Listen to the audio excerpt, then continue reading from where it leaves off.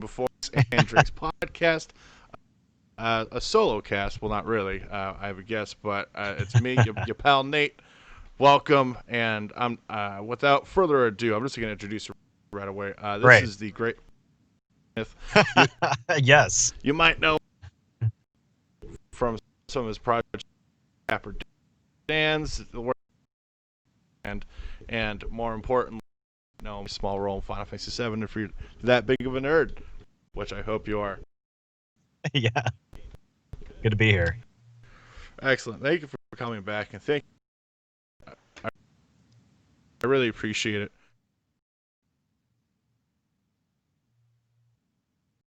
Yeah.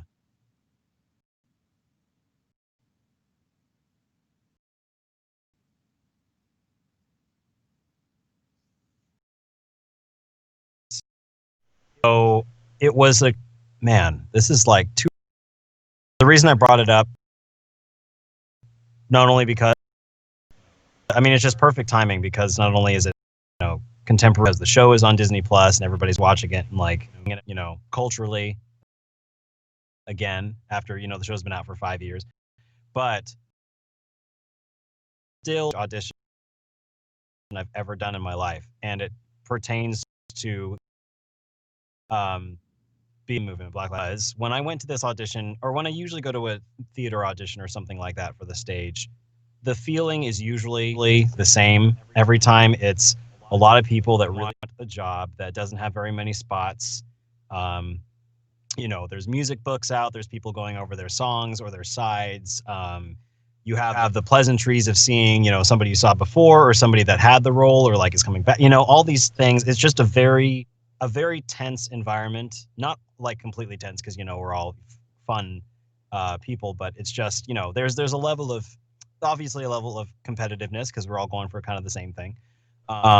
However, Hamilton was completely different, and I've been auditioning my entire life for How many stage and years do you think you've been auditioning for stage? just things.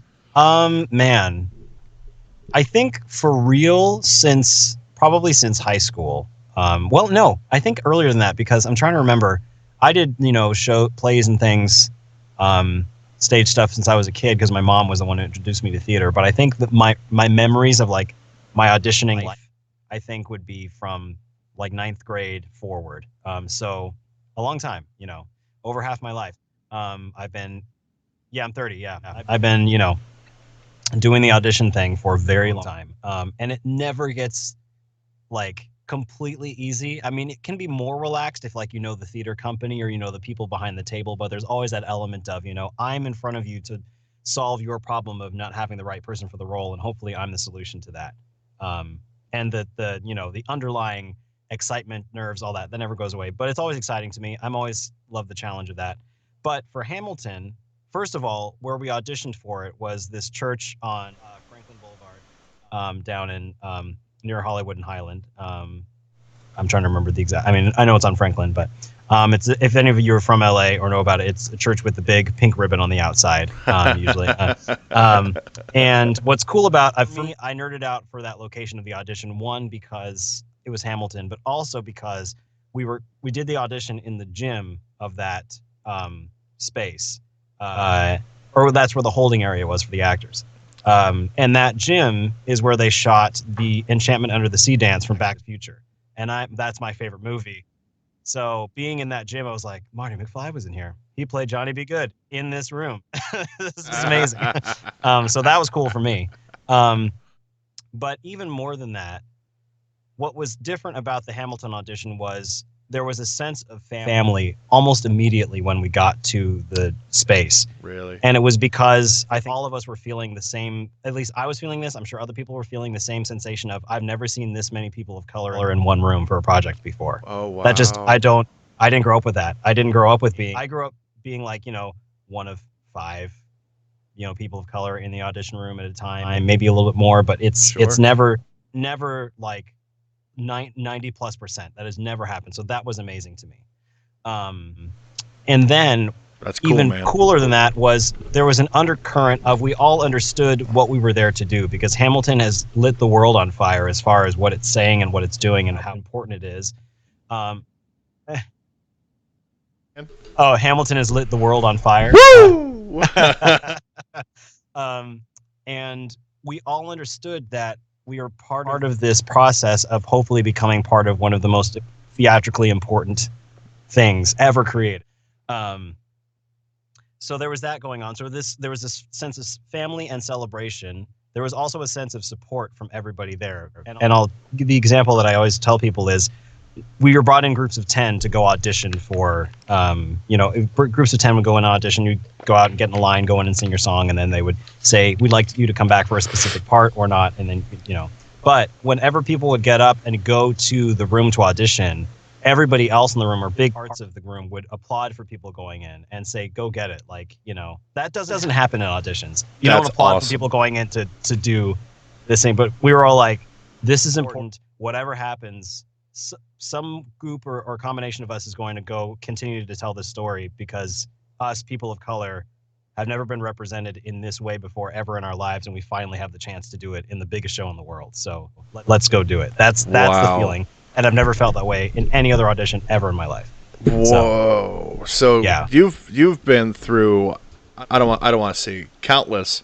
And in my life. yeah. But you've been through seemingly countless auditions, and you can also say interviews because exactly. With the auditioning comes for some parts and a short form interview, and I'm curious. It's all about the pitch, right? You gotta have a good pitch, and if you don't, then you're whatever it is that you're selling, it's not going to be sold. So what would Hamilton, seeing as the relevant, how did you not only prepare, but seeing as it's one of the, I don't want to say one of the greatest musical of all time, but it's definitely one of amongst the goats. It's amongst the How did, first of all, I know you can sing not just well, but you can be on pitch. If you absolutely have to be on pitch, if someone commands you have you have command you have command of your voice. So with that being said, what songs did you practice? What dance move? What choreography? Excuse me. What choreography did you like the most? Go if you can. Just please walk me through how you prepared. So I didn't get through. I didn't get through a lot of steps for this audition, but I got further than I thought. I didn't have to do any dancing for this audition. I didn't get to that stage because the roles that I was going for aren't really dance heavy. They're more singer heavy, which is my my forte. I can roles? Dance, but what roles? So it was actually a combination. It was one, but it was a combination of two. So when I went and auditioned, I got asked to come back to read and basically rap for Lawrence and Philip Hamilton. So that combination of those two, so like the younger, which is great. That's exactly what I would have, would be casting. My dream role in the show is George Washington, but I need a few more years on me, like age-wise, to get to that. Washington, no way. Yeah. George Washington or Aaron Burr are the two. First of all, Aaron Burr, that role is so strong, and you would be able to knock it out of the park, no problem. Thanks, dude. But Washington, the way Chris Jackson played him, oh my god, that guy, just looking at him, dude, I know what a command of just standing there and looking out into the audience. He's a beast. Like, I love him. I love his presence, and I love that he has just such a cool variance and range to his, because he originated the role of Benny in the Heights, the first Lin-Manuel musical. Yes, he did. Was exposed to the world. And to see like the fun-loving, cool, like quirky Benny and like really romantic guy to then go to the commander-in-chief in this really awesome way. It's just so cool. So anyway, I love him. But yeah, so I got that, and I was called back for those. But to prepare, because what they wanted us to do is choose a pop song or an R&B or a pop song that fit the style of the show. So for me, John Legend is one of my go-tos when I go like karaoke or things like that. So I did a cut from Ordinary People. Really? Yeah. And what was crazy is I think Yeah, I think they had us sing a cappella, actually, at least for mine. I can't remember if we did or not, but I know at least part of it was. And then I bet you can sing a cappella, no yes, problem. Just well, I mean that Dapper Dan's training has definitely helped because that's all a cappella. Um, yes, it is. Yes, it is. and but yes, no, I can do that. I got blessed with a good musical ear. But then after that, I was so excited because if you got through that initial singing part, then they hand you a packet which has the name of the character and the cuts of the song that they want you to come back and sing for a specific role. So I got that, and I was just that's and then I got that. I had like the call was the next week, so I went back and I did that part, and I didn't make it further than that.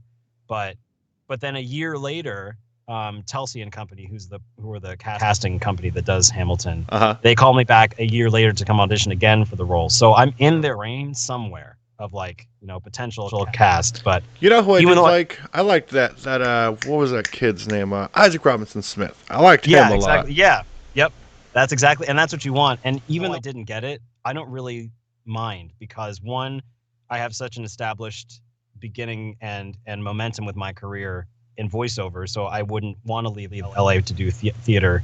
But the only reason I would leave, Right, the only reason I right. would leave is for Hamilton, because that show means more to me than a lot of really any other show that I've experienced, and for many reasons as we talked about. So if I got like the call to do a tour, I'd tell my agent, be like, look, I'm going to be on the road, or I'm going to be in New York. um, let's work something out, but I got to do this. So, Episode. yeah. That one episode or Right. something. Exactly. I'm Yeah. good. Right. Yeah. Exactly. Yeah. Well, I'm curious. All right, which role? Uh, if they just said one name, which would you just say? Yep, done. Oh, like roles for the show? If Yeah. I mean, Lawrence and Philip, I would definitely do Aaron Burr and George Washington. Any of those. Yeah. Any one of those Those three. Yeah. three. Yeah. And the thing that Jordan was talking about was my friends and I did a staged like reading / singing of parts of Hamilton, and I posted a clip of us singing "The Room Where It Happens," and I got to sing as Aaron Burr for that. That was super fun. So, Oh, can you? oh Huh? man, Can I just give me 16. Give me 16 bars. I wanna be in the room where it happens, the room where it happens. I wanna be in the room where it happens, the room where it happens. You gave me chills. Dude, wow. So, how many times have you listened to that song and So sang many. it? I have it in my car. I have they released an instrumentals only version of the score, like the official, and so Yes, they I've did. sung to that in my car. Man, just this. It's so funny when it first came out, and when I first started to become aware of it, I wasn't like super down. Like my friend told me about it. He's like, "Dude, this show Hamilton is." I was like, "Okay, all right." And then I was hanging out with my friend Alexa, and she's like, "Well, why don't we listen to part of Hamilton?" We turned it on, and we weren't super impressed right away. And then I was like, "Look, I think I just got to listen to it." So I just put it on in the living room one day, and then I was like, "Oh, I get Uh it huh. now." And that was just from listening to the tracks. That wasn't even seeing the show or anything. That was just going through the music, and that's how I interpret the best is sound wise. Right. So yeah, Audio. exactly. I feel you there, Yeah. man. Because I'm trying to study Hamilton. There's a few tracks that I want to learn Yeah. myself. Dear Oh, Theodosia, of great course. song. Yeah. It's really easy to play on Yeah. guitar. Yeah. On piano, a little more difficult because more pitches. But it's so interesting to realize that all this music that you love, if you just deconstruct it down to a real simple form, Yeah. that's when you really start to get acquainted and understand not necessarily the chords but the Right. pitches that you can apply for harmony, three part harmony, 4-part harmony if we really Yeah, want right, to, right. or in a strong unison, just of octaves.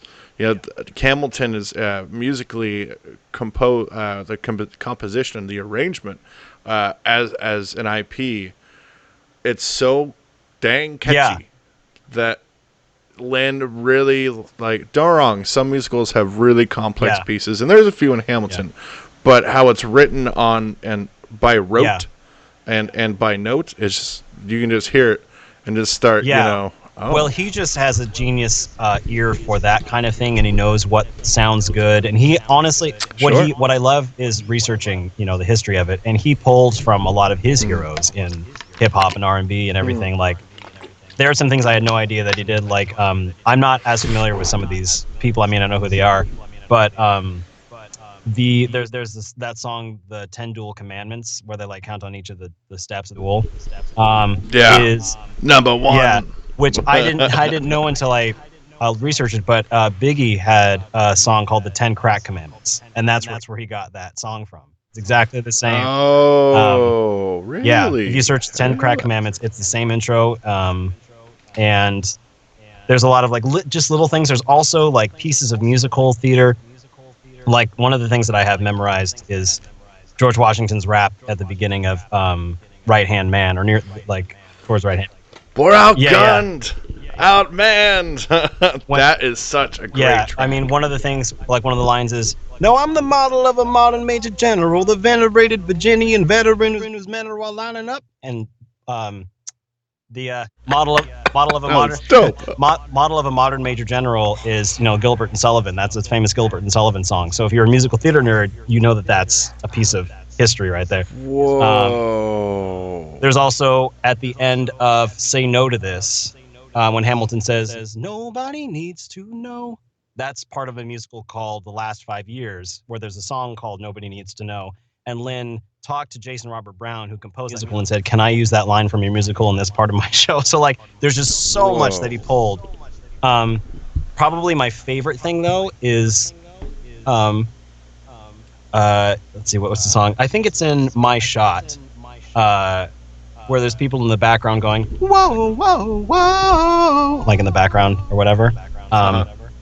Yeah, that Whoa. yeah, that Right? Yeah. jump I didn't do well for, but that jump, that octave jump, Lynn pulled from I don't know if all those 90s kids out there will remember the AOL dial-up sounds that you heard, that all those sounds when you're like trying to turn on your internet. Uh That huh. is where he got that idea for the song, because he said, I wanted Hamilton's music. I wanted Hamilton's message to be going out to the world, and what better worldwide, you know, metaphor than the internet. So he pulled the AOL dial-up sound and used it in the score. Oh. Replicate the audio that is literally transmitting information to low Earth orbit Yeah. satellites. Yep. Yeah. Bro, I'm so glad I know a little bit about aerospace engineering and aviation, because whenever I meet Lynn, and it's Yeah. gonna happen, like, hey, I know about that Yeah. AOL Right. Yeah. sound. So, what's your favorite track out of all of Rumor it Hamilton? happens. um, That's such a yeah, banger, I isn't just it? love it, and I love. I've never heard banjo used almost as a percussive sound in a music track before. Like I've never heard banjo in an R&B mix before, but if you listen to the instrumental only, when the chorus starts kicking in, they're using the banjo to hold down the chords, but also to give it kind of a percussive drive, kind of like in the way they describe it. It's like Dixieland and R&B are mixing together. I was like, wow, I would have never thought of that Oof. sound, and that's so cool. Yeah. I love jazz, and I don't know what to call that kind of jazz anymore, Yeah, because we can't say yeah, that anymore. yeah. So what is it? Just I don't. land Yeah, I don't jazz? know. Something. Well, all right. Who's your favorite supporting character? Oh, good question. Probably I think David Diggs as Jefferson and Lafayette. Thank you for saying that. That dude, and I checked out his band Yeah, Clipping. never heard of that actually. Whoa, Got to check it this out. they have quite a few Okay. albums, and if you want to talk about hip hop, and it's an experimental hip hop group, and hip hop and all of its tools that can be applied to it. Man, this is an act much like Run the Yeah. Jewels, where they can incorporate whatever they want, because they're not trying to be just one Right. thing, Yeah. Yeah. and that's it's clear that David Diggs was, like, oh, here, just go ahead, Yeah. Right. go on, Right. go Yeah. have Yeah. fun, because when Lafayette, right before he's about to leave, and he's just spitting Yeah, and on top of the yeah, table, bro, that's when I was like, all right, all right, let me check out his yeah. catalog. And I Right. was like, oh my He's god, so great. Yeah. this guy is Yes. prolific. So I think he's got to be my favorite personally. But yeah, Excellent. Well, man, I'm glad. It's definitely made me look at history and appreciating history a little yeah. differently. And I'm so glad that Disney, whether theatrical release or not, decided to just put it Right. out there, Right. and because the response is, I don't think the world has ever. I mean, in terms of musicals, and I'm not what other musical you know quite a bit more Yeah. about this. What other musical do you think has impacted the world as much, if not? As much, man, that's a tough call because Hamilton is such a different beast as far as what it's saying and where it's really from, like everything. So just I think I would kind of classify Hamilton in a category of its own just because. Of its own? Um, but I mean, there have been some that have just been kind of game changers. Like I know it's a classic, but I think Rent was a huge deal when it came out because it was just a completely Yeah, different right. approach to how like the musical formula was treated and everything. But I mean, if you go back even further, like I Stephen Sondheim is my number one musical theater composer. Um, yeah. Really? What did Stephen Sondheim Oh, a produce? lot of stuff. He did Company. He did Sunday in the Park with George. He did well, I'm just blanking on other Sondheim. Oh, Sweeney Todd. Um, Oh, and you mean that yeah, guy? yeah, yeah. Little things that he did You here. know, I knew that because of Kevin Smith's film, Jersey Oh, Girl. okay, cool. Yeah, he's Stephen Sondheim is brilliant. And like Company, and when I took musical theater history in college, Company, we divided like it was like everything before Company and then after Company because Company was like Hmm. a different kind of musical that hadn't been done before, the way that it was constructed and the way, and of course the way the music is written. Stephen Sondheim is incredibly specific on how like there's not really I don't think any other musical theater composers that you have to follow almost to the T what has been written musically because his intention behind everything is so specific and so direct and so beautiful when it all comes together. You can't really mess around. You can't really riff with Stephen Sondheim's stuff. You have to kind of go because everything is built for you to succeed. It's hard music, like it's hard stuff, but it's built for a successful outcome. So Goodness, I wish I knew more about well, a lot of things that I like, but I appreciate when people like yourself can communicate something that I normally don't know a oh ton yeah, about. So what's your? I don't want to go with favorites because that's silly, but if you could suggest like entry level musical to someone that doesn't necessarily know musicals, someone that does know musicals but is learning quite a yeah, bit, and like an advanced type person. yeah. For each tier, what would you suggest to kind of shake up what they may or may not like? Okay, so entry level, I think I'd go with I mean, there's some of the classic ones from like the earlier period, like like Cinderella, pretty classic story. You can kind of get behind because there's Rodgers and Hammerstein's Cinderella. Um, that Yes, there that's is. that's That's a good point. easy to digest, a story most people know, and it's musical theater, so you can kind of see like, oh, this is how it's built, and this is what how themes work, and this is all that stuff.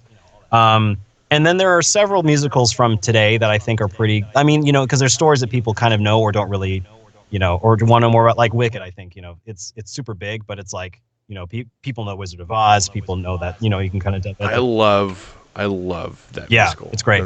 And Adina Menzel yeah, and what's her Chris name? Chenoweth. Jordan. Yeah, Yeah, those two yeah. together. Oh, I know it's great. they're far too So talented. those sorts of stories where it's like if there's a musical done of a story, I would seek it out and maybe do that. Like Shrek the musical. If you've seen Shrek, if there's a musical version, you can watch that. I think it was pretty successful when it came out. It's got some great I music. heard it was actually really Yeah. great. Lion King, a great one to do. Go see or immerse yourself in. I mean, there's so many tours of it going around the world, so there's really a lot of chances to see it. Um, But I think just if you're not familiar with musical theater at all, I think just putting yourself in a theater and just experiencing what that's like with live performers doing all that in front of you. Then if you want to get a little more into, you know, and I think Hamilton also honestly is a good gateway to musicals because it's like, Really is. you know, I agree. especially for people that like, if you're someone that just hates like I don't want people to sing or like I don't like that or that doesn't seem realistic or whatever. Um, this show has so much depth and so many layers to it that kind of people that I think that's why it's a good one to look into. Um, yeah, Because it's not overly intellectual.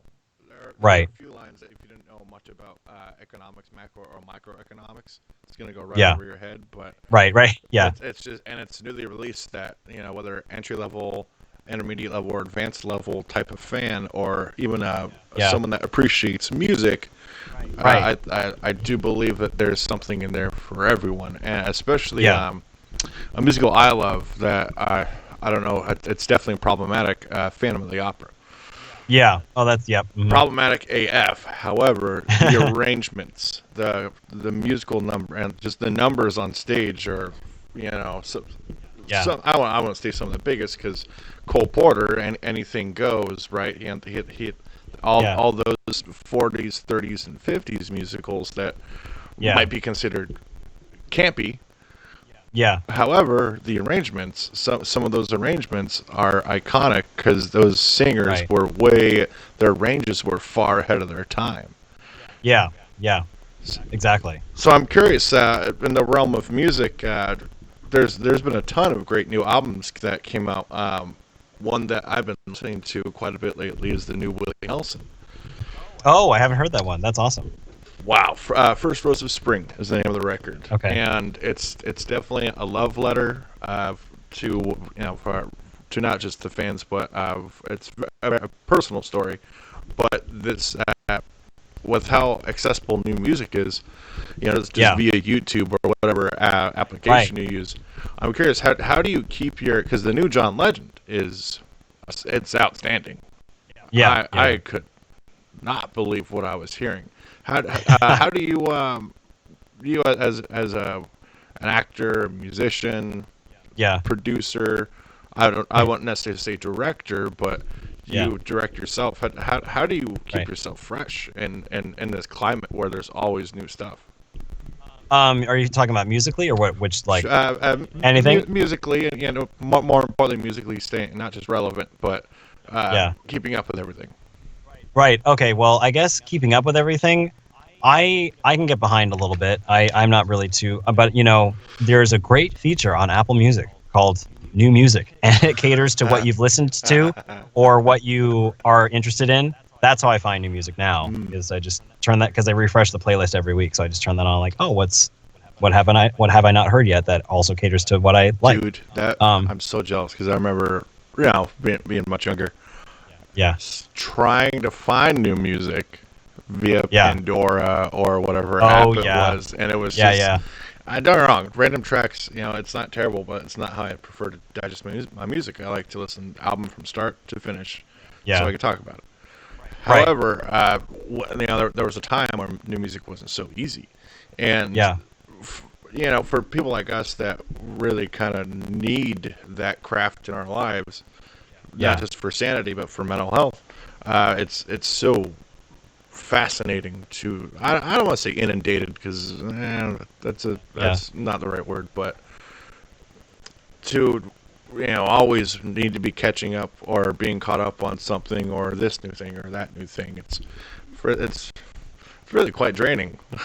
Yeah, I know. Well, I mean, it even bleeds over to voiceover, because uh, this is something that have heard from agents, and I've heard it from other people, is that trends change just like anything else. The example that I give people now, and I don't know how long this is going to be, a thing, but at least right now, um, commercials are the thing that you hear well, actually, no, commercials and animation. Commercials, but the commercials are in my head right now. But commercials, for example, um, Well, just because that's where you can see the biggest trend change, I think, because animated work, not that it stays the same, but there's kind of a this animation is what it is, and cartoons kind of have its set thing, and it will shift in over time, but it's not like too different. But um, commercials, for example, when you announce a commercial, it it went from an announcer to the real person. The real read is what I get on my auditions all the time. So it's the difference between I'm trying to just make up a line here. Uh like come down to Roseville Auto Mall and get a new Toyota today. Like that kind of sound worked in like the 90s and the 80s. But Yeah. now commercials now are like, hey, coming down to Folsom Auto Mall, get a new Toyota today. It's like this guy's right here. I can trust him. That's kind of what people want to hear, and that's what is trending. So Whoa. that I have to consistently stay on top of. So I don't, I do it, and I shouldn't do as much as I do. But something that I tell people that I'm either have coached or giving advice to is say, don't skip those YouTube ads, don't skip the internet ads, or listen to the Pandora commercials, Right. because they got hired for a reason. Listen to it and see what they did to make them convince you that you should get this thing or buy this thing or go to this thing, because the way they acted this commercial got them the job and is the best representation of this company. Um, but the trend is to be a real person, and have a conversational read. Yeah. Yeah. One of my jobs as having a media company is always reading something, always having a video article or video essay Right. or an audio book or a something in my ear or Yeah. is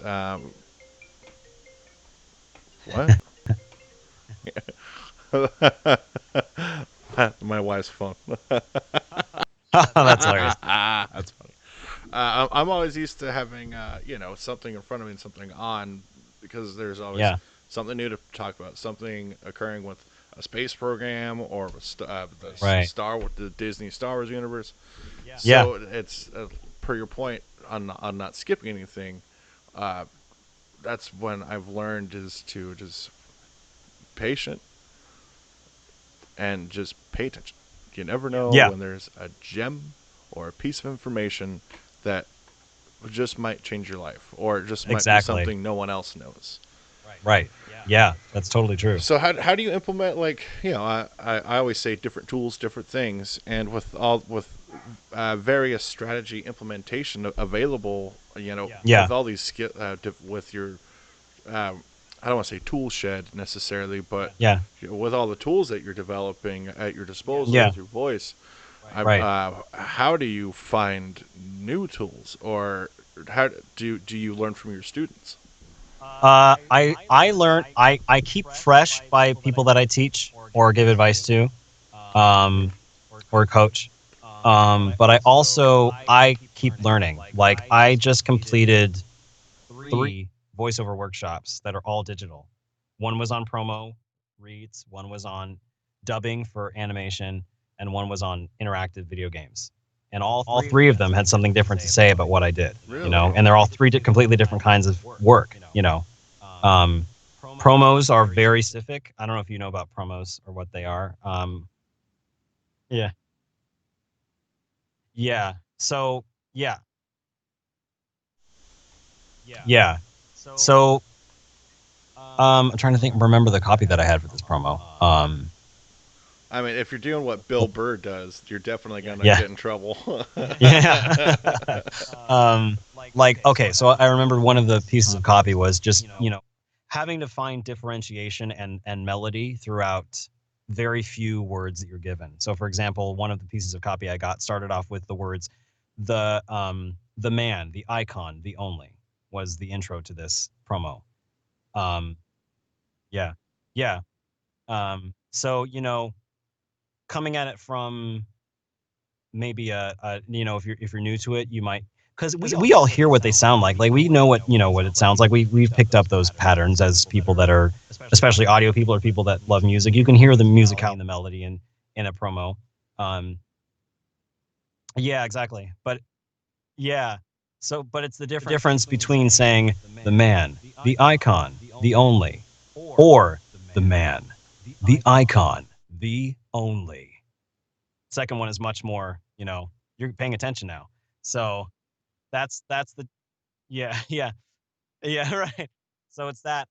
So that I learned that of having to, treat each piece of the promo copy as an individual thought to make it stand out, um, and make it cut through and be clear and have people pay attention. For the dubbing, for this is just for animation acting. I just, my level when I did it the first time, my level is not volume, but my level as far as like where my energy was too high and it was too one note first time that I read it through. And she said, bring it down, ground the performance more, use your natural voice. And so I did, and it was a lot better. So those sorts of things that I just need to keep remembering. Mm-hmm. Um, and then I did a narration piece for the interactive video game one, and I hit most of the notes correctly. But then he said, I want to just do a couple more things just to fine tune it. I want you to make sure that you have an intimate connection to the player because that's who you're talking to. So find places to kind of hone in on that, and also just treat this character a little bit different. Give him a different archetype that he laid out for me, and so I changed it, and it was really cool. It was a different read, and it was a lot more connected to the person, and it informs me now what I can do for going forward for my video game promo and animation auditions looking forward. Because even though like for example, video games, it went from I'm trying to think of an example.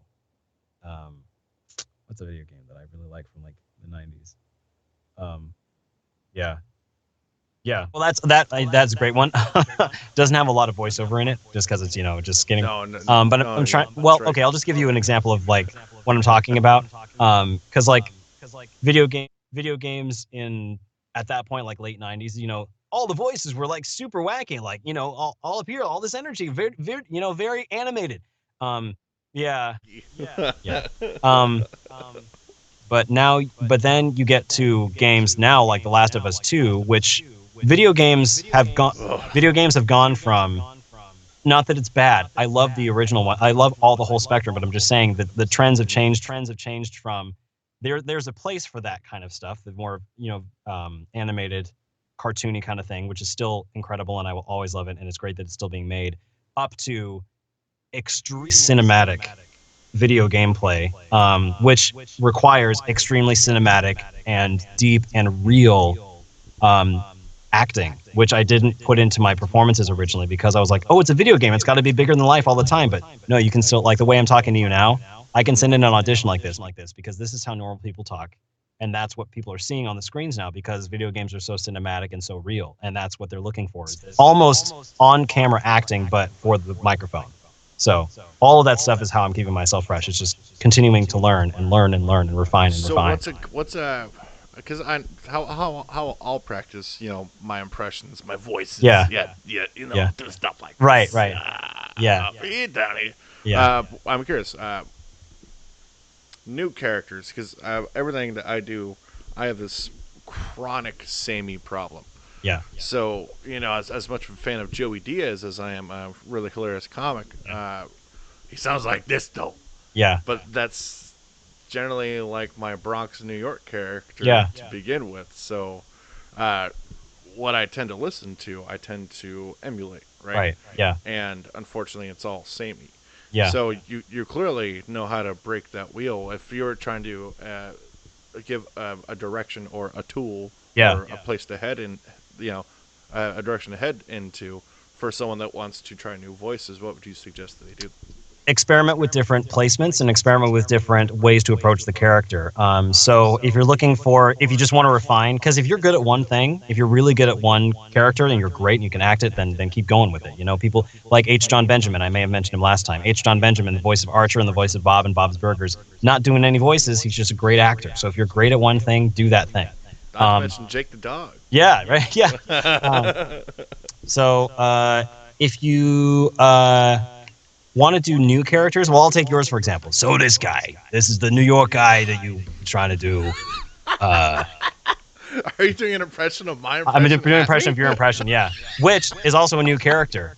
It's funny because your impression of some celebrity may not sound exactly like them, but it's going to be a new character to everybody else's ears. They don't know what you look like or what you sound like. But I'm just saying, if the stock is kind of in this place, and you want to do something else, then you can do different things. Like maybe if you take it up a few notches, maybe he's a little bit more slimy, and you can do this thing, or Oh my maybe, god. or maybe he's not so smart, so he kind of stutters over his words all the time. I don't know. That's pretty close to Christopher Walken, Yeah, actually. That's yeah. really good. Maybe just take it lower, take it down here. Now he's more of a mob boss, make it quieter. Or you could do weird things, like give him a lift. Maybe I'd got a lift with something. Like, there are so many different things. So just Wow. take the stock voice and change it in ways you didn't really think about. Don't get stuck in one area because there's so many millions of different variations, Man, places to go. I've been playing the same music on guitar for years, and I'm great at those modes. Yeah, But I don't have necessarily a circle that I can, here's a piece, here's 3 minutes of something. Tell me what I can do different because it sounds yeah, exactly like the same thing I just did last month. yeah, Why do I do it? yeah, But that what's per your point, if it's not broke, don't fix it. Now at the yeah, same time, that's why a lot of people get bored yeah. with doing something because it's the same range of motion Right. over and over and Yeah. over. So yeah, you got to find ways to make it interesting for yourself. Sure, sure. I think that with a voice actor doing the same voice for years and years and years, you get new material every week. So you're recording new episodes, and the character will evolve. Um, but find ways to explore it more. I think in ways that keeps you fascinated. Because I know that I've done the same kinds of voices for different auditions things, and I try to vary it up. Um, Sure. and especially, and this is a good thing to do if you really want to do it, is do what voice actors will do when they're doing different takes of something. So when you're in a session, they'll ask for like what's called an ABC take, which is James Arnold Taylor did this example when he's in a documentary about voice actors called I Know That Voice, which if you haven't seen it, it's phenomenal. It Um, is a phenomenal but he, documentary. but what an ABC take is, you need to give the buyer or the client or the director or producer, you need to give them different variations so they have something to choose from to put into the game, cartoon, commercial, whatever. So um, for example, if you're doing like a commercial and you say, I went to the store to get some eggs, maybe that'll be the sentence. ABC would be, I went to the store to get some eggs. I went to the store to get some eggs. I went to the store to get some eggs. Yeah, exactly. Yeah, yeah, yeah, exactly. And so that's another way to keep I going with it. went to the store Yeah, to get some eggs. yeah, right. Yeah, exactly. I Yeah, don't know why everything I'm doing is like pissed. I don't. It's great though. Um, but yeah, that's it. I mean, playing is the main component of it, and not being afraid to feel stupid or do stupid versions of something or do something that doesn't work, because as Bob Bergen says, one of my favorite animation coaches, he says, yeah, he said that's why God invented take two. you know Take Two's my best friend. yeah, right, exactly. So All right, so since we're on the subject of voice acting, what did you yeah. think of Laura Bailey's performance in The Last of Us 2? Now I'm not familiar with the cast quite yet because I'm still playing it, so remind me who should play Abby. it. Oh, it was, what's that? Abby. Oh, I love it so far. I To really, the end. yeah, don't I tell won't me I'm not spoil there it, yet. Yeah, People, Laura Bailey, I'm sure, as you've heard, is getting death threats, because her character is just, quote unquote, too manly, too masculine. But it makes so much sense that Abby would be jacked, in yeah, an apocalypse because she was. The backstory: apparently, she was doing some mixed martial arts, some type of Muay Thai, yeah, and lifting, which yeah, makes sense because when you're using her melee attacks, what is she using? right, Elbows, yeah, knees, yeah, stomps. And sure you can box, but every time it's close quarters, bam, right, and they're in there with the elbow. yeah, So it's only logical that someone that has access to weights and kind of needs to be jacked just in case yeah, of whatever reason, yeah, you know, it, you need to explode with muscle, you can't. Yeah. Now, I don't understand why. I mean, I do because bigots and hate is Yeah. unfortunately everywhere. But Yeah. what's you've been in a lot of things, and Yeah. some things that have no logic. Yeah. When Right. when there's no logic, is it easier to, or rather, when you don't like the logic, do you think it's easier to be dismissive of it, or rude or whatever? Are you talking about like if somebody's commenting with no project that? Project that may have stood out to you, Well, or if you want to,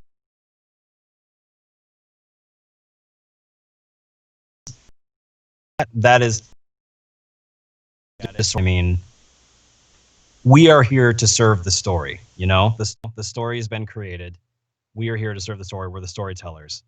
Um, I mean, I don't like that there are people that are out there that are that to be upset about because what are you doing? Also on top of that, people don't realize the physical work that goes into this. This is a game. Like they're being captured on stage and voice acting, so there's automatically going to be more physical things involved. So I don't know. I just kind of write that off as like they don't know, they're being ignorant. They're trying to find things to be upset about. They're trying to nitpick things out because there's going to be just those people that are, especially when it's a phenomenon like this game. Um, indeed, or Ghost of Tsushima, which is going to be coming out this week. oh, nice. Yeah. That mocap. I mean, the research alone, because it's and the studios where it's a bunch of most of them are not Asian people developing a game about a time in Asia Yeah. where it was brutal, violent, it was tough to make it, and more importantly, it was a time that was so far removed. You have to hire historians, and Yeah. that's what the studio did. They hired historians so they can try to Right. hopefully avoid all these trolls. Right. Now, Right. trolls are, I guess they have a place, I guess, because sometimes these trolls are also known as journalists or Yeah. people that Right. do reviews. Yeah. Yeah. Well, I think that the people that know what they're seeing or know what kind of what's being created, uh, those are the things that I think will float to the top because I think we can all separate what's viable, commentary or viable reviewing as opposed to not, and I think that the things that have clout, the things that have research behind them, the opinions that have actual connection to the material that's, um, like it holds water, it holds weight. I think that'll always that'll always rise to the top. So in these sorts of situations, like luckily I haven't been part of anything that has gotten negative press because of certain issues. Um, so I don't know what it's like directly, but what I can say is if that did ever happen, then I think I would kind of let it roll off and just look at what good is being done. Like, I mean, even Hamilton, people are talking about different things with that and they're nitpicking. So that's an example where I'm like, I'm so connected to it and I love it. And I'm a theater person and I've been on stage and I just have to let those people go because I can't focus on it because those people are I just know going to what be you're those talking people. about too. Yeah. The slavery that was not mentioned, Yeah. Yeah. and I forget wasn't an individual from the NAACP. She weighed in on when it was released in 2015. It was a very different world because 2020 now, there's more being addressed, which Yeah. does reflect a changing, not just society but changing planet.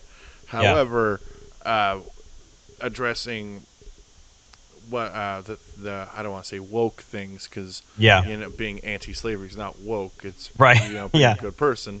Yeah. But Exactly. Exactly. what some people are measuring as wokeness, Yeah. unfortunately, it's Hamilton is in the strange place where Lin Manuel is also saying, yeah, oh I know. Some of it ended up on the cutting room floor. Some Yeah. of it I had to burn because it just didn't make sense, or some of it was good, but there were other people above me that said no. Yeah. And that's the surrounding controversy for any IP being released. Yeah. It's gonna do a lot of things. It's gonna help sales. You definitely sell more units, but Right. there's also the dichotomy, the opposite of maybe there will be a reflection that doesn't end up so well. And the only Yeah. thing I can think that would people would not like about these properties that were released that have all this, not all this, but a select few that are very loud Yeah. about what they don't like. Last of Us and Hamilton, they're both facing. I wouldn't say trolls, but they're such they're so culturally relevant, Right. and somehow The Last of Us called a pandemic Yeah. I know. in Seattle. Yeah. That was But just unfortunate, oh my timing. I mean, they god, didn't know. How would they know? Neil Druckmann and Haley Gross, they did not know about that, and it's so interesting how art can imitate life, Yeah. and Hmm. what I want to hopefully see people learn about the noise being generated by these few individuals, that the whole point of art is it's to generate noise, and maybe just their reaction is just it's I don't want to say due to systemic bigotry, systemic racism, systemic misogyny, Yeah. uh, but there's definitely a through line Yeah. through Hamilton and Last of Us too. That there's a through line of people just being pissed off and seemingly kind of enjoying it and using it as not necessarily using it as a platform, but applying those emotional responses to the work it is that they release, and Right. it's so fascinating. And I'm curious what your thoughts are on incredible art doing this, but also at the same time, it's also dividing, not just our nation. It's dividing, Canada is going through a lot of political upheaval as well right now, especially Yeah. considering the pipeline that is still happening up there, whereas the pipeline here is being, axed completely. South America is going through a bit of a renaissance in certain regions where there's an intellectual shift and Yeah. acceptance and understanding people. Yeah. And if you want to look at the UK, the UK Commonwealth as a whole, is there with the Black Lives Matter movement occurring there as well. Yeah. There's all these through lines of few parties generating enough noise that it's generating news. Yeah. Well, I think that's always going to happen. I think there's always going to be some sort of opposition and some sort of um, controversy or some sort of conversation is going to be had, big or small, bad or good. But um, as someone that is, you know, fighting for fighting for things that are going on right now, and trying to be an advocate for that, and having conversations with people and having the What exposing. specifically? Can you talk about it? Yeah. So I've been having conversations with a lot of people actually, about my experience as just being a black man, in my life. And there are things that I didn't necessarily think were. I either put them to the side or thought I was just, going through it on my own. And then I'm one being exposed to more things that are going on. I'm being exposed to a lot of different versions of the black experience that I didn't really think about, and by talking to other friends and hearing different stories. And also, I'm gaining more and more a sense of pride in myself for being part of that community, because for a while, whether it be from people that I would, groups of people that I would be hanging out with, not that they were bad people, but just like the representation of myself was not really seen when I was growing up. Um, you know, I talked, and it kind of was a little bit of both. I know that growing up, my brother and I were usually the only black kids in a group, various places.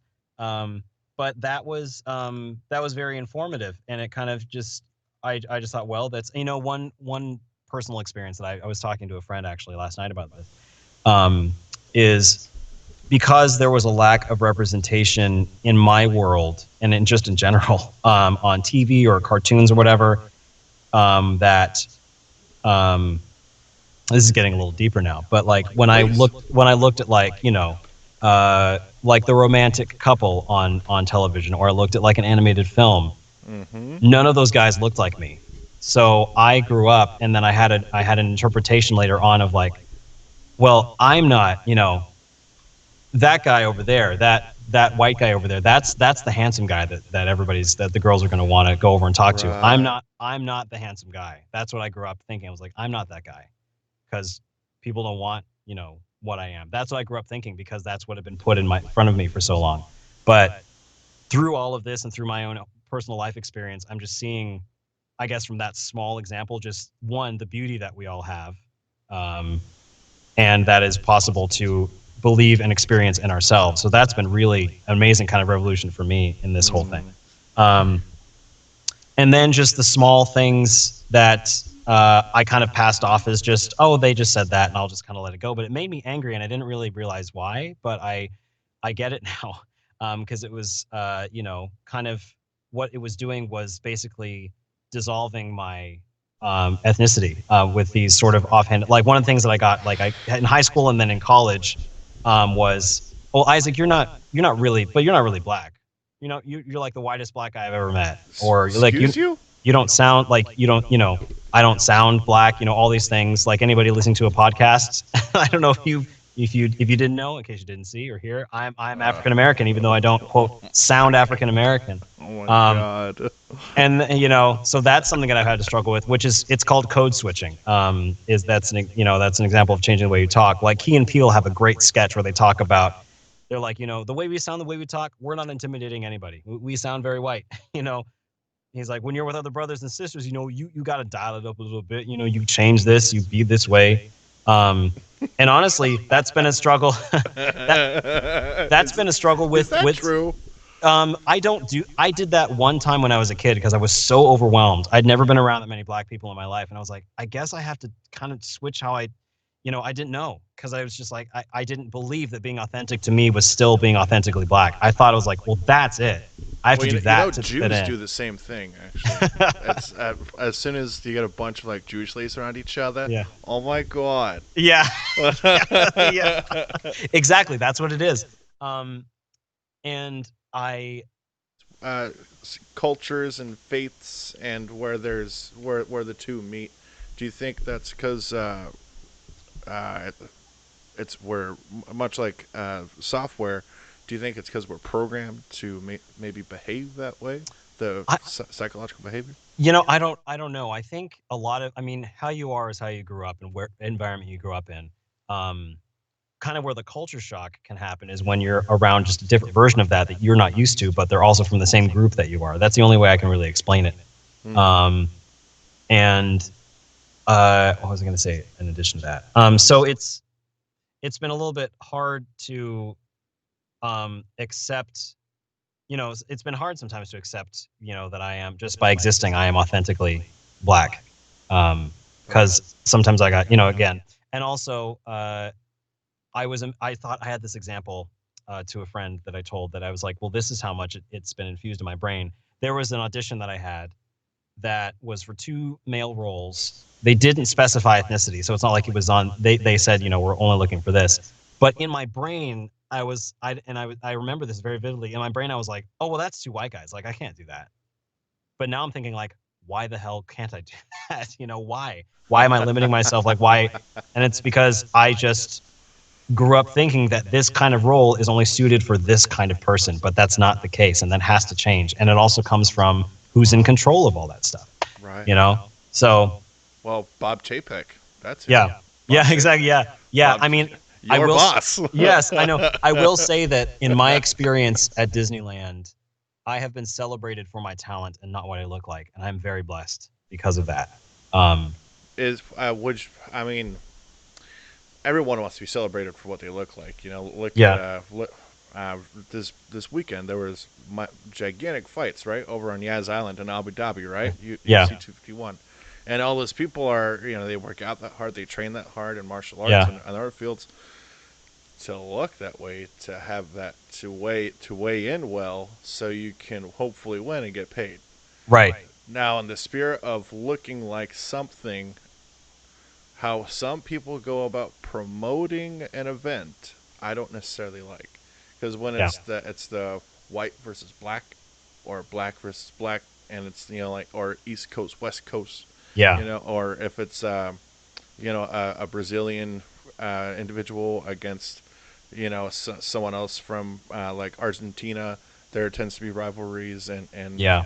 you're a lot of people looking at skin, and sure, there's also deeper levels that you can go to sell a fight. Sure, like maybe they got beef or something, but Yeah. there's a lot of angles are face value, Yeah. and it's I mean, it's not a bad thing that people are being acknowledged, and POCs specifically. That you're an individual of color, and that's great, and you have a home here at the UFC or whatever organization. Yeah. However, the way it's sold, like Kumar Usman versus Colby Covington, that was disgusting. Yeah. That great fight. Covington got his ass beat, thank God, but it's just like, oh my God, this is why racism is not allowed, but why some people kind of enjoy it, because some people that enjoy that any sport where it's Yeah. races against each other. I don't know Well, why that's a thing. I don't. Well, I mean, it's just perpetuating the idea that one race is sub or lower or different. When I there's a great quote and I can't remember her name, but there's this amazing woman that talks about race and she said, "There's one race. It's the human race, and we're all in it." You know, um, and Touchdown. yeah. So when I say that I love being celebrated for what I do and not what I look like, as far as my Disneyland work goes, I was not. It's not. I didn't ever once feel like I was being reconsidered or pushed to the side because I'm a black man going for roles that are the majority like are white or historically have been. I was given and felt like and celebrated for what I can do and the things that I do and the progress that I make and I feel really proud. Like for example, um, when I worked at Universal Studios, I was the Nice name drop. only. What's that? Yeah, Nice name drop. I was frequently the only African American cast member in various roles that I had. When I was hanging out doing voices with the Transformers, I was the only black voice actor doing that role. I was the only black actor for the special effects show. I was, I think, the first black train conductor at Wizarding World of Harry Potter. Um, I was Whoa. the first. I was one of, or the first, or the only a lot of the time, and I was not sad by that. I was actually really happy, and I was proud of myself because it meant that I was on the forefront of progress of integration. Not like they Yeah. weren't integrating, because all these companies I work for are super pro about equal opportunity and all that stuff. But I just, Right. I felt like wow, like I can't believe that I'm in a situation where I am leading this. So, and that's what needs to keep happening is from the, if we're going entertainment metaphors, from the onstage setting, but also the backstage setting and who's in charge of it and who's making the decisions, and just integrating more people of color to have much more of a mixture, because it's happening and it's changing. It's there's still a lot of work that needs to be done, obviously, because all these conversations are happening, and obviously we wouldn't have this movement had these horrific things not happen and kind of woken people up to what's been happening. But it's so this whole movement is it's got me emotionally all over the place. It's exciting, it's terrifying, it's Oh. wonderful, it's interesting, it's hard, it's thought provoking, it's Yeah. testing me. What's your So day to, what is your day to day like right now? Sure, obviously you're working, sure, but yeah. how many, not just conversations are you having, but podcasts? You know, What are you doing currently to be a part of the movement? so no podcasts right now, but I have spoken on certain things that conversations I've had with friends, or if I like when I talk to friends who are white, I have more than once now said, if BLM comes up in conversation, which it obviously does, all the time, I say, listen, if you have questions, I'm a pretty safe bet when it comes to sharing my experience. I'm not someone that will, you know, I just open up a friendly conversational forum of like, ask me questions and tell me things, and I'll tell you what my experience is and I'll share with you how I feel about it. And um, it's just so having those conversations, being open about it, learning the information, being supportive of my brother who's a news anchor, and is reporting and protests and things. What channel? It's way. Let's see. It's I remember. Because I'm going to Uh, write it down and I'll go ahead and put it in yeah, post. but Will, my brother is Will Robinson Smith, um, and I'm going to get it wrong, so I'm going to look it up while we're here, since I'm in front. Yeah, exactly. Yeah. Um, so the Poor channel that guy. I know. Yeah, his whole life. I mean, for so long it was Free Willy, it was all that stuff.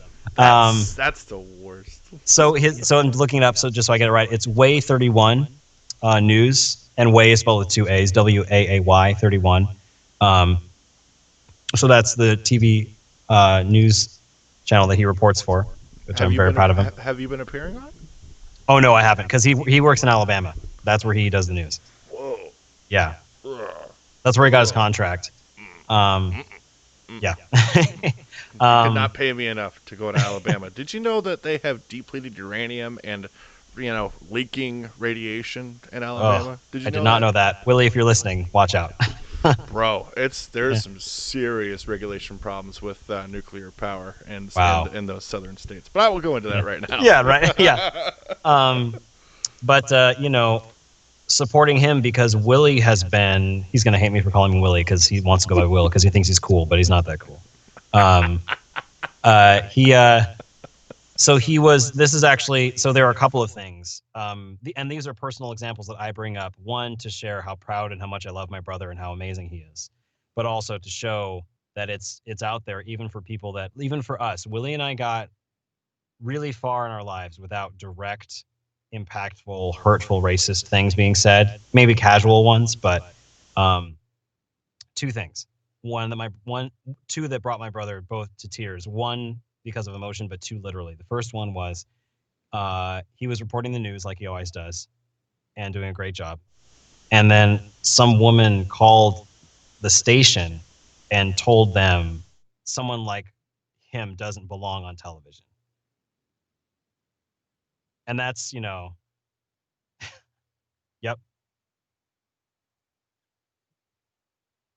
yeah. And and that's 2019. This is last year. That's not even, that's not like some far away past example of, that's now. Um, and then he was reporting the news, and I haven't watched the clip because I don't think I can. But he was reporting the news at a peaceful protest in Alabama and was tear gassed while he was there. So Oh, yeah, that was so last year. that was this year. This protest this year for BLM.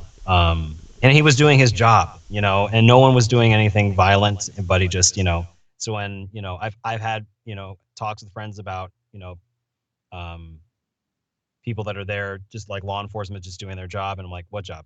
They didn't have to do. They didn't. Nobody was doing anything wrong. They didn't need to be tear gassed. So Attacking yeah, citizens of the United States of America. right. Last I checked, that's not a job. Yeah. So I haven't done a lot of, I've donated and things like that, but I think my activism comes in the form of communication, conversation, being an open book as far as my examples go, and then supporting my brother, because he and I are the ones in our family. We are the black members of our family. So if we need to, sticking together with him has been. So, and then even then, I sometimes feel like I don't doing enough, even though by default, by being in this community, I'm part of the fight and I'm part of the cause.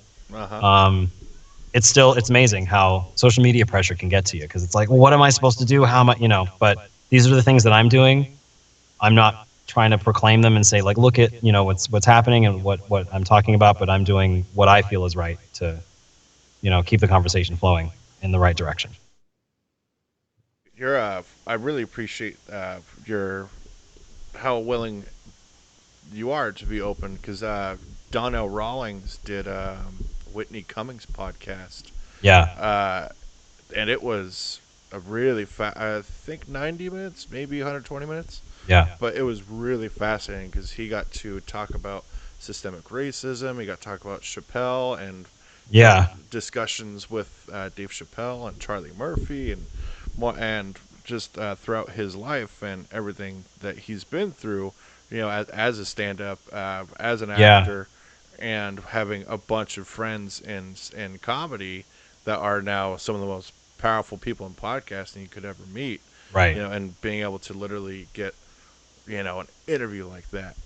Yeah. And Whitney asked a bunch of ignorant white people questions because that was the whole point of that Right. episode was Yeah. because she's a fairly intelligent woman, Yeah. excuse me, highly intelligent woman actually. But for white people or white passing individuals that Yeah. maybe never were treated Yeah. how other individuals that maybe aren't passing. Yeah. It was a really eye-opening podcast because Yeah. it's one of Yeah. those that's just kind of like when Donnell, and I don't know how much you know about Donnell Rawlings, but when he Mm. gets real and talks Yeah. and just shares information, man, I listen to that guy because he can really let you know that look, this is what life is like on the streets for Yeah. a Yeah. young black kid, Yeah. a young black boy specifically, and that it was very fascinating to hear him talk about his son and when Bill Burr talks because his wife Nia, she's black, so he Yeah. has two ethnically diverse kids with a black Yeah. woman. Right. And when he's been doing the press junket circuit for the new season of F is for Family, Yeah. King of Yeah. Staten Island, Yeah. on his podcast, the Bill Burt podcast, Yeah. Bill Burr and anyone on his podcast, Monday Morning Podcast, that this dude is no longer pulling any punches and Yeah. is really being part of the movement and getting Yeah. behind people. Because Cool. one of his best friends, the late great Patrice O'Neill, was one of the most hilarious people and most insightful individuals that you'll meet. And he's worked. May rest in peace. He worked Yeah. with Spike Lee a long time ago, Yeah. and it was really fascinating now to hear Bill talk about the value of having insightful friends that are ethnically diverse because it's what's going to help you be a little more worldly. Maybe you won't say stupid things that get your ass Right. beat. Yeah. Right. Yeah. And maybe it'll much like how software behaves. Maybe you can deprogram what Yeah. you're taught. Yeah. It's just reframing, and it's just redoing, all that. And I think for me, looking beyond, uh, I really enjoy, having these conversations now and having a deeper understanding and learning more about myself and my experience because, again, by default, my children will be mixed. So I want them to know about those sorts of things because these are things that I'm learning, so it's just propelling forward to get, better and heal and keep having the conversation and not let it die and not let it just fade away just because it's not floating in the top of our brain. Like, just, Yeah, it's not necessarily trending. People aren't seeing protests necessarily because it's not trending information. However, right. there's still protests all over the world right now. Yeah, exactly. Yeah. And they're Yeah. not being reported on. Yeah. This is asinine, in an information age. Major networks, Yeah. I would hope, would try and do a little more of that. Yeah. Right. Right. Well, So we can. what do you do then? What do you mean? To I mean, sure, you can do podcasts, and we can share, retweet, Yeah. upload, do Yeah. short form content. We can go live on all these social platforms. Yeah. But if that's not working, uh, what would be your next move? Just start writing to Congress, senators, calling them. What do you think? That's a good call. I think that in a I because I'm not too politically inclined. I'm not that I'm ignorant of it, but just that's not my MO when it comes to expressing myself. Um, yeah, but I will say that from my perspective, in a position as an artist, art is so safe and so powerful. Um, it's safe in a way because when you make a piece of art, people kind of let their guard down because, like, oh, look at this thing, or listen to this thing, or let's watch this thing. But the message can be just as impactful. It can be just as pointed, and it can be just as conversation driven as anything else. So I think make art because people are going to pay attention to that. Make um, one of my favorite things that I just saw, and if you haven't, it's a video on Instagram that Alex Lacamoire, who arranged and conducted Hamilton, he has a video called Conductor Cam. It's on his IGTV account on his Instagram. And essentially what it is, and this is exactly what I'm talking about making art to have an impact. It starts off as this fun kind of funny, like, oh, this is funny because this is what it looks like from the conductor's point of view when they're conducting a musical. Wow, Because that's usually, really interesting. yeah, it's like it is. It's like a screen on But stage, let's and backdoor. exactly they super backdoor it. Because the conductor's conducting from the musical Ragtime, which is another one of my favorite pieces, another one of my favorite musicals of all time. Um, he's conducting, and right at the big moment of when the chorus comes in and like the big finale is about to happen, he does the downbeat with the baton, and there's no sound, and he does it again, and there's nothing, and he's there's no sound from him. He's like, what's going on? And then he kind of turns to his left, and this woman of color comes on. This black woman comes on, who's a poet, but also she conducts an orchestra at some location. I'm not sure where, but she's a conductor, and she talks about how tired she is of being, pushed aside and being silenced and being told to, be part of these things when it's, we need to rise up and everything. And then she takes the baton and then she finishes conducting, and then her screen pulls back, and it's a combination of a whole bunch of people from Ragtime cast members past and present and other artists kind of just in this whirlwind of like dance and sign language going on, and it finishes out that part of Ragtime, and then at the end she says, now it's your turn, pass the baton and tell your story. It's an amazing, so like that's a piece of art, that's an Instagram video that's like, look at this fun oh wait a minute, look, that's what we're trying to say here. So yeah, Look at you. so yeah, exactly. So what I want to do, make art. That's what I hope to be part of things, and there's a beginning of that's going on, and I'm really excited to see where it goes.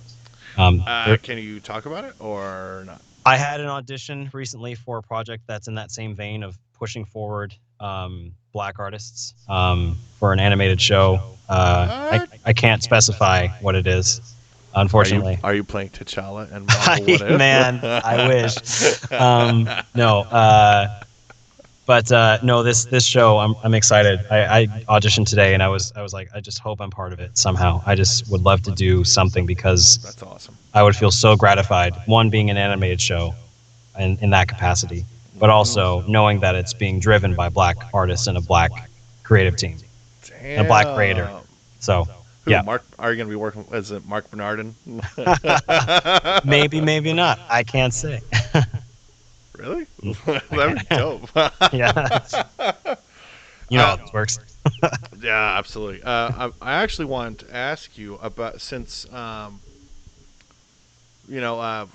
people of color and literally everyone that feels like a minority is rising up Yeah, and expressing themselves. Right. Now more than ever, I'm sure we're gonna be every type of content creator, writer, director, producer is doing it because what else are you gonna do? yeah. I'm curious how many of really truly powerful pieces are going to be released over the next, I don't know, 10, 12, 15 years that are going to be not necessarily hyper focused, but maybe have a focus on what what started in 2020 and what has continued Yeah, since 2020. I hope that there's a lot, and I'm already seeing, a case in point, the project I talked about, different initiatives to, like my friend Gabby Jackson has this thing called the Joy Jackson Initiative that she started, which is an amazing project to ask the questions about specifically the theatrical world, how to involve people of color more in the entire scope of putting a project together as opposed to Right. individual pieces. So she's starting that. I mean, there's just so many things that are beginning now that are so amazing. And like I said, I just want to be part of them. I want to speak for them, with them, about them. And it's going to take some courage for me because I'm not somebody that, is super vocal on these sorts of very not controversial. Well, it's controversial. These sorts of controversial matters.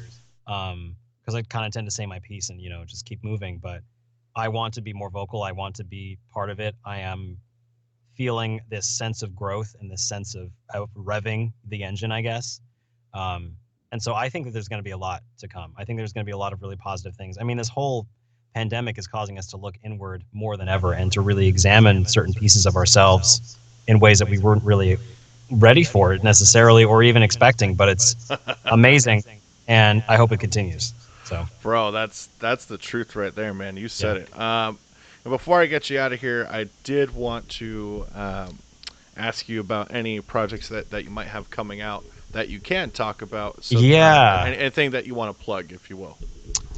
Oh, let me think.